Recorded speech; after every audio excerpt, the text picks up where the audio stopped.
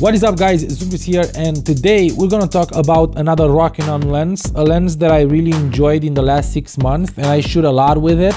This is the 135mm f2, the portrait lens. It's a manual lens and Rokinon did a great job building this lens.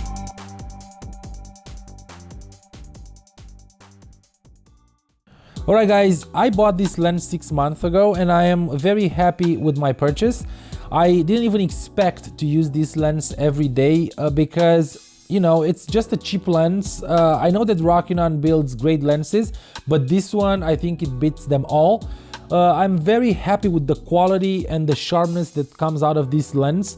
The Bouquet is amazing. It's probably one of the most used focal lengths for portrait. The 135mm, as you probably know already, Canon has one, Sigma has one, Zeiss has one.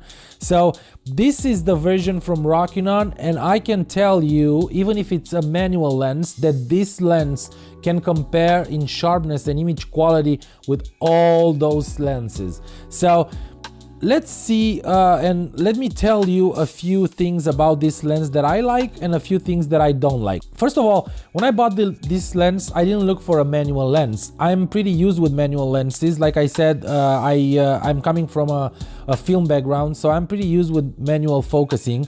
The problem is when you shoot 135mm focal length, it's a little bit different, and the focus can be a little bit cumbersome. I mean the manual focus.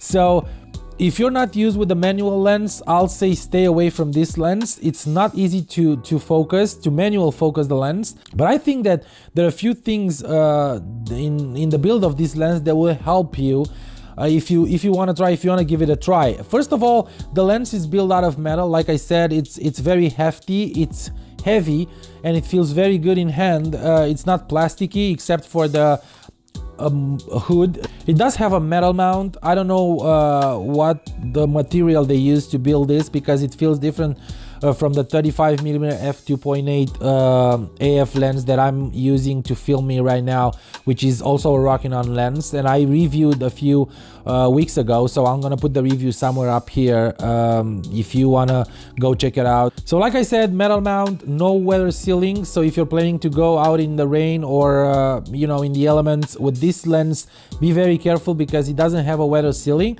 The aperture ring, it's a clicked one, and it's built out of metal. It's a little bit too noisy for my taste, but it feels pretty good when you're turning it. You can hear it. It's kind of noisy, and the sound, it sounds like a, you know, like a crack or something inside, but it sounded like that from the moment I bought it. Maybe it's my version of it. I don't know, maybe you guys have a different one and you really enjoy the way it sounds. I don't really like that, so this is my first negative for this lens. The focus ring, it's very well damped. I really enjoyed filming with this lens because I believe that there are different opinions, but in my opinion, if the focus ring is well damped, it will help you, you know, control focus better. There are people saying that the focus ring should be smoother, should be a little bit loose, so you can do it easily. I'm not shooting with this lens other than on my tripod, so I will probably won't manual focus this lens hand holding the camera. So I don't have a problem if it's damped. I really enjoy that. It's a rubber ring, so it has a good grip on it. This pretty much it in terms of build of this lens. It comes up with both caps and also the hood. Front element is not that big. It's medium in terms of diameter. I think it's very good, but like I said, the lens is very heavy. It feels very good in hand, and I mount this lens on my A7R II all the time. I actually had it on my A6500 and A7 II, I think, when I had the camera. It feels pretty good. It's a little bit forward balanced, so if you put it on the A6500, 6300, 6000, it will probably move your balance point a little bit forward, but for me it wasn't the problem. Like I said, I'm very used with manual lenses. I'm very used with hefty metal lenses, so that wasn't the problem for me. In terms of image quality, this lens provides a ton. I shoot a lot of portraits with it. I shoot weddings, I shoot bridal portraits, senior portraits. This lens, it's great. The sharpness that comes out of it, if you nail the focus, you will be very, very impressed. So if you ask me, right now in the market, this lens doesn't have a competitor. For the price you're paying and the quality that comes out of it and the sharpness. And like I said, the only things that I dislike about this lens is the fact that it's a bit hard to nail the focus, especially on the eye. But if you're using this lens on the Sony cameras, you will have definitely peaking focus. You will have a lot of tools that will help you nail the focus. I struggled a little bit in the probably first couple of weeks after I bought it, but after that I got used with it, and I'm very, very happy to say that this lens, it's something that you should have in your setup if you're shooting portraits or senior portraits, or I don't know, everything that involves people. This lens is great. I think I didn't try it for landscapes or stuff like that, but I think that it's pretty good. I mean, I think it's sharp until probably f11, f13. After that, the diffraction will kick in and you'll lose the sharpness and the contrast. Now, comparing with the 85 1.8, another lens that I used, or the 85 1.4, this lens has a great bokeh. It's not perfectly rounded, but it's very smooth. It's buttery smooth. So when you shoot portraits with it, you will be very happy with the results in terms of bokeh. The 85 1.8, it's good. It's a good lens. It's a little bit shorter.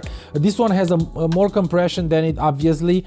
But I'm very, very happy to say that if I be to choose between the 85 1.8 and the 135, and I'm shooting portraits when I have a lot of time, you know, to compose and stuff like that, I would probably go with this lens. This lens has a, I don't know, it has a specific look that I really like, that buttery smooth bokeh.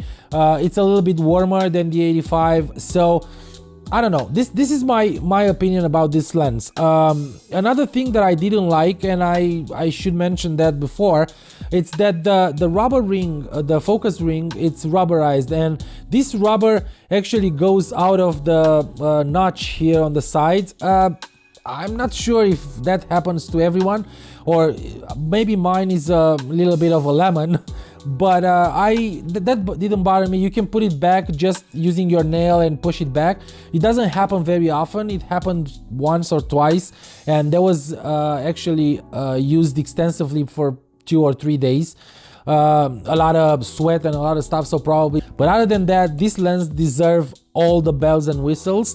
For the money you pay, you won't find an 135 f2 better than this one. I think that at some point Rokinon will probably decide to make an autofocus lens at this focal. They did it with the 35, they did it with the 50, they're probably waiting for the 85 and 135. They will be great because, like I said, I love the glass in this lens. It's sharp, image quality is good, and I'm really happy with the purchase. Now, do I recommend this lens and who is it for? I think that this lens is for portrait photography exclusively. You might not be able to use this lens for events and stuff like that, and I mean the whole day, because it's manual focus, and if you're not used with the manual focus stuff, it's gonna be tough for you to always keep a sharp image and keep everything in focus. But for portrait, it's great. So anyone who starts in portrait photography right now and they use a lens dedicated for portraits, this is the lens that you need to buy. Also for pros, if you guys don't have an 135 dedicated in your setup, go ahead and buy this lens just in case you might need it. Maybe you have a lot of time on your hands when you're shooting portraits and you can use this lens. You'll be very happy with whatever comes out of it. Keep in mind that I shoot this lens on my A7R II, and those 42 megapixels actually push this lens to its limits, and it did provide. I really enjoyed it again and again. So guys, this is pretty much it for today. I hope that you will subscribe. I hope that you'll put your comments in the box down below and let me know if you're using this lens and your user experience with it. Don't forget to click that bell button. Follow me on social media, on Instagram, for those of you who don't. It's a great place to see what I'm doing every day. I'm in a kind of lazy state lately because the weather outside it's bad, and if you follow me on Instagram, you saw that in my stories. But don't forget to be there and check out my stories, check out my pictures, comment and tag me in your pictures if you want me to see something, and I will definitely see you in the next one. Bye.